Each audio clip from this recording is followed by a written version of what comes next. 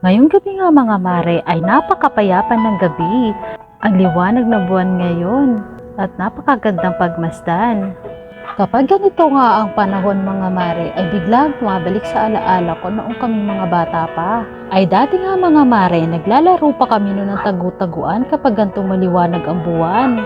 Sobrang nakakamiss talagang maging bata mga mare, lalo na kapag bumabalik sa alaala ko ang mga nakalipas.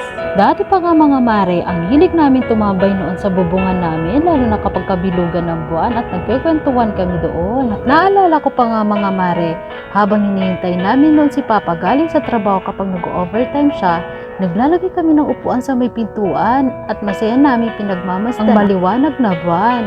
Naiisip pa nga namin noon mga mare, talaga bang gumagalaw ang buwan? Kasi naman mga mare, kapag napapadaan nga ito sa ulap ay parang umaandar o gumagalaw itong buwan. Kaya naman nakaka-relax siyang pagmasdan. At napakasarap nga alalahanin ng ating kamusmusan mga mare.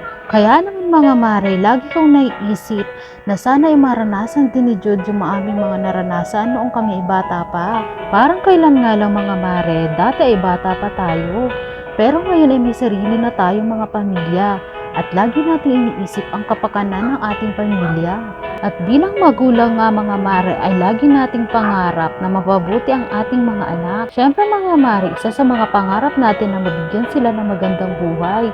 At kahit simple lang, ay pangarap pa rin natin na ma-appreciate nila ang buhay kahit naman simple lang ang maibigay natin sa kanila. Sobrang ibang-iba na nga ang noon kesa ngayon mga mare.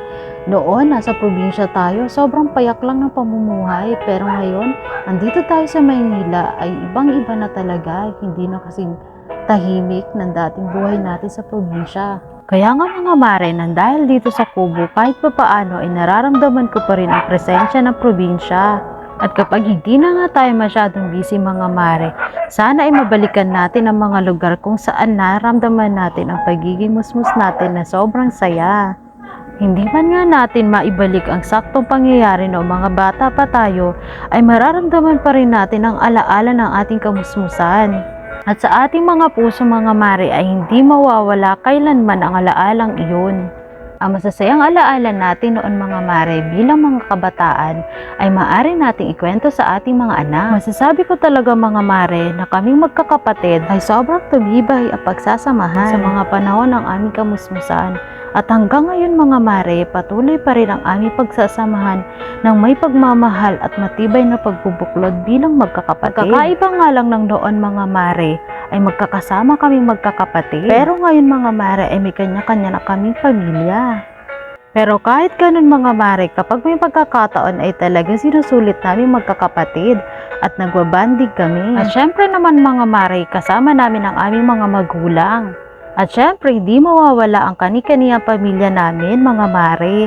Kaya naman lalong mas masaya na kasi ang dating maliit na pamilya ay mas lumaki na ngayon. At medyo napahaba nga ang ating kwentuhan, mga mare.